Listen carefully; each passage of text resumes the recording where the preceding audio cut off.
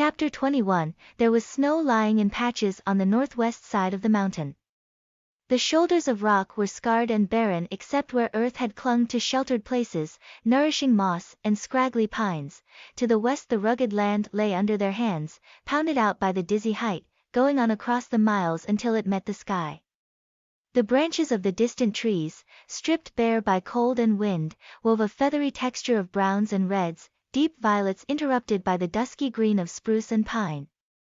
Tall enough, no doubt, to dwarf a man, but in the distance seeming no bigger than scraps of moss, Red stood with his hands on his hips, his beard pointing toward the distant land, his face showing wonder and fear, as if God had taken him by the hand. The woman was first to turn away. There was love in her face. It was here I saw the last of Nate. 175, Tim's thought was so strong it almost said itself out loud. She knows he won't come back. The woman pointed in the direction they'd come. Just to the left of a slate-colored shadow on a hill far below they saw a curl of smoke. Smoke from our cabin, she said. I left a fire on the hearth, remember? As they watched the smoke, snow began to fall. The flakes were small. They could almost be counted at first, little pinpoints of white. Then they filled the distance, and the hills and ridges all around were washed across with a milky haze. The flakes came faster. They were larger now, and one by one the landmarks were engulfed in a sea of white.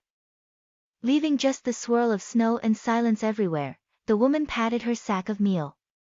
Time for food, she said. They found a sheltered place in an angle of rock and the men gathered bits of dead pine for a fire. The woman took off her mittens and worked with her swift, brown hands, slicing meat from a skin pouch that hung at her side and stirring cornmeal into the can. When they finished eating, the woman scraped the can clean, rinsed it and heated more water. She sprinkled in tan-colored crystals of sugar to make a kind of cambric tea. I'd lace it with liquor from your little flask, but you'd best keep that for future needs. The snow was falling more slowly now. The woman motioned toward the west. The hills we saw a while ago, she said. Nate told me some are just as high as this one, though they don't look so big from here. I reckon they're just as windy and just as cold. As they packed up their things the snow stopped falling and the air was like crystal again. The sun burst free from the clouds and made the ground a burning white blanket. 176, the woman pointed west. You see that distant pass?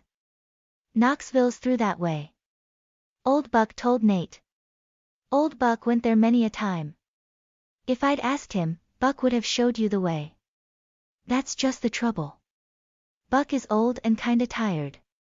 He should keep himself warm in wintertime. The smoldering fire sent a thin signal into the air. The woman kicked at the sticks and smoke twisted lightly against the sky. The woman looked at the men with steady eyes, and when she saw that Red was about to speak she turned without a word. And walking slowly the way they had come, slanted down the hill with the sure step of a mountain creature. She turned back once and stood a few seconds against the whiteness. A gust of wind riffled her hair like the mane of a coal-black mare. She raised her hand and turned away and disappeared. Tim was just about to reach for the compass to find the direction in case the snow closed in again when he heard the sound of horses' hoofs against the shoulder of rock and voices raised. Red brought out the Colt revolver and held it at his side. The jingle came clear, and grunting and talking, rough as grit, somewhere beyond the rock. One voice broke clear. I think they're just behind that rock. A shot sang out from the other side of the ridge.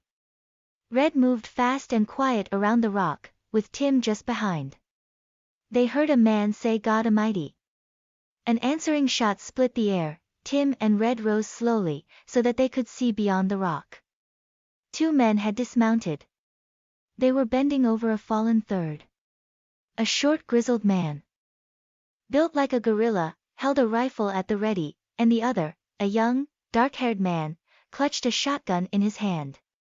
Red took aim and caught the short man square in the head. The man's, 177, body slumped to the ground and two of the horses rose on their hind legs, whinnied and bolted in terror. As the third man grabbed at the bridle of his horse Red straightened up, holding the revolver. Suddenly he lost his footing on a slick of snow and sprawled on his face, the pistol spurting out from under him. Tim reached the third man at a bound and knocked him flat with a blow that sent his shotgun spinning into the snow. Red gained his feet as the man rolled over. He leveled the pistol at the man's head. The man went pale and raised his hands. Tim said, "I'll see to Mrs. Flint." Tim followed her footprints across the snow. She lay face down, a still, dark shape against the glare. As he walked, a numbness moved along his legs and the pumping of his heart beat like thunder in his ears. She was quiet as night and her pulse was still. He turned her over. Blood had soaked her doeskin jacket and stained the snow. With his thumb and middle finger he felt for her eyelids and gently closed her unseeing eyes. He rose to his feet, a fist of anger burning in his chest, and walked slowly toward Red and the other man. When the man saw Tim's face he started to shake. Tim reached out his hand and took the revolver. He pointed it straight at the man's heart. "Who killed the woman?" "Not me," the man breathed. "You lie." The man sank to the ground, his knees skidding foolishly in the snow. "Oh no. Great God," he screamed, swaying and gesturing toward the stocky man. "It was Billy, there." Sure enough it was. And even so, the woman shot first. Red said, "I believe he speaks the truth." The man stopped swaying. "I told the truth. They, 178, teased me cruel about my shootin'." He jerked his head in the direction of the shotgun. "Else why would they have given me that crooked piece?" The man pointed to one of his eyes. "Look here at my wanderin' eye," Red said, "shut your face." 179, Chapter 22, Red slept, but Tim was too cold to sleep. He looked up at the boughs of the sheltering tree. He gazed into the cold night sky. A full moon was shining somewhere behind the pines. The wind moaned softly in the boughs, filling the valley with mournful music. The brighter stars winked clear in the crystal air. Tim rolled out of his blanket and moved away from their camp, swinging his arms and working his knees to restore circulation. He sat in the open on a jagged rock and picked out fragments of constellations.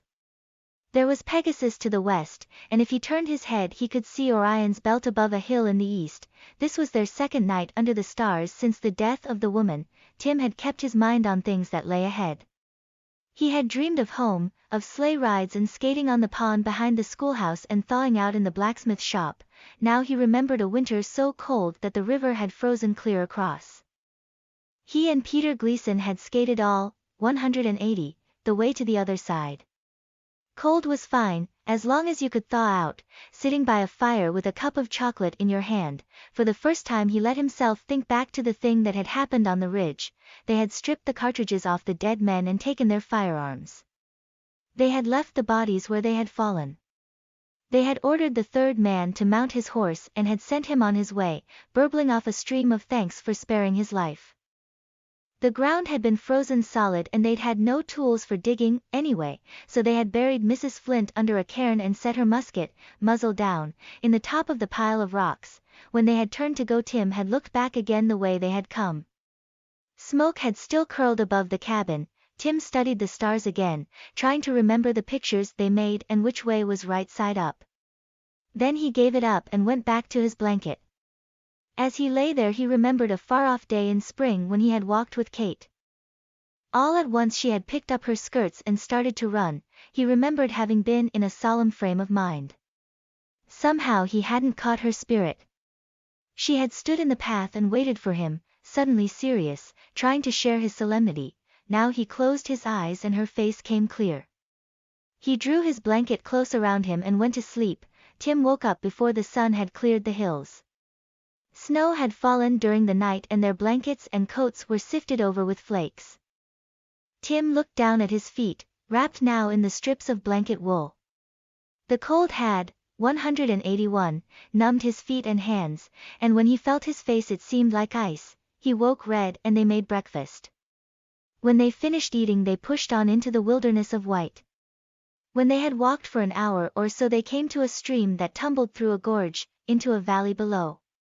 Their route lay across the stream and they were scouting along it to find a crossing when Tim caught sight of something moving in the trees in the valley below.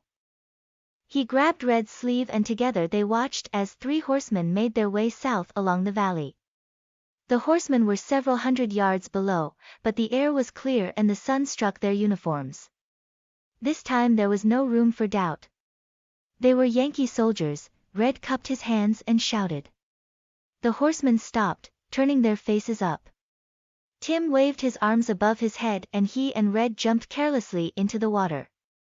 They ran down the hill, slipping and skidding on the snow-covered rock. Their firearms knocking against the coats Mrs. Flint had made them. The ends of their mufflers flapped behind them. As they approached the horsemen they looked into the muzzles of Yankee firearms. One held a pistol. He wore no visible insignia. He had a black pointed beard and bright eyes. The visor of his cap stuck out from under a blue knitted scarf that was tied around his head. He carried a sword in a brightly polished sheath. "Stop there," he said, "and raise your hands. Who are you and where have you come from?" Red gave their names. "We escaped from a jail in Columbia, South Carolina.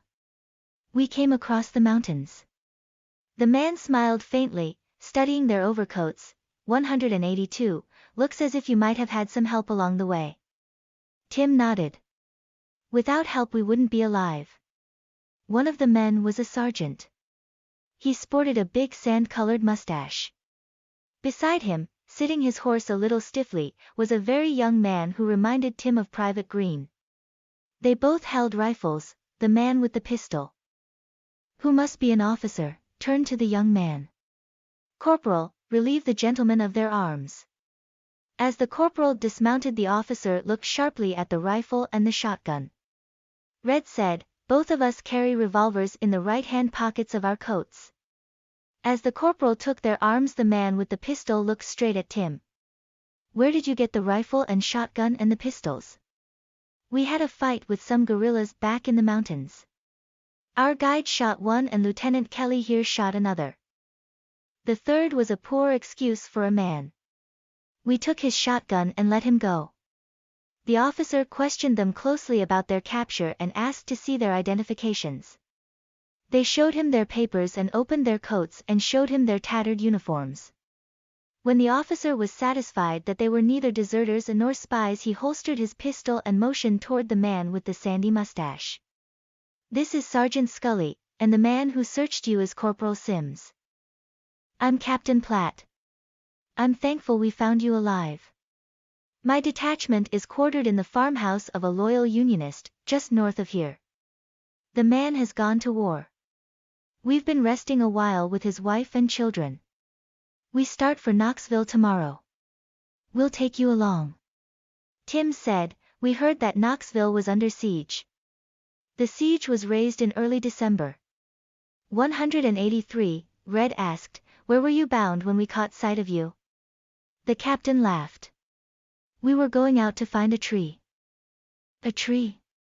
The sergeant grinned. "Tomorrow is Christmas." Red said, "Well, fancy that. Did you say there were children at the farm?"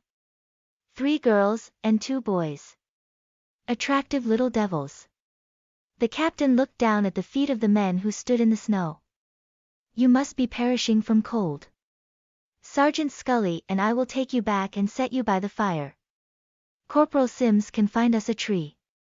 The corporal touched his cap. When he smiled he was even more like Green.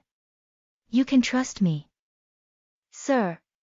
The other boys would have my hide if I came back with a scraggly, 184, tree."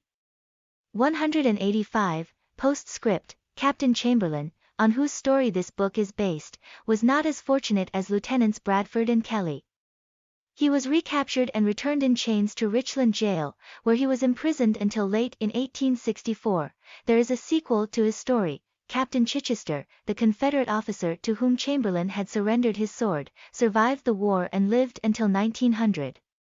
One of his last wishes was that Captain Chamberlain's sword, which Chichester had prized during his lifetime, be returned to its original owner.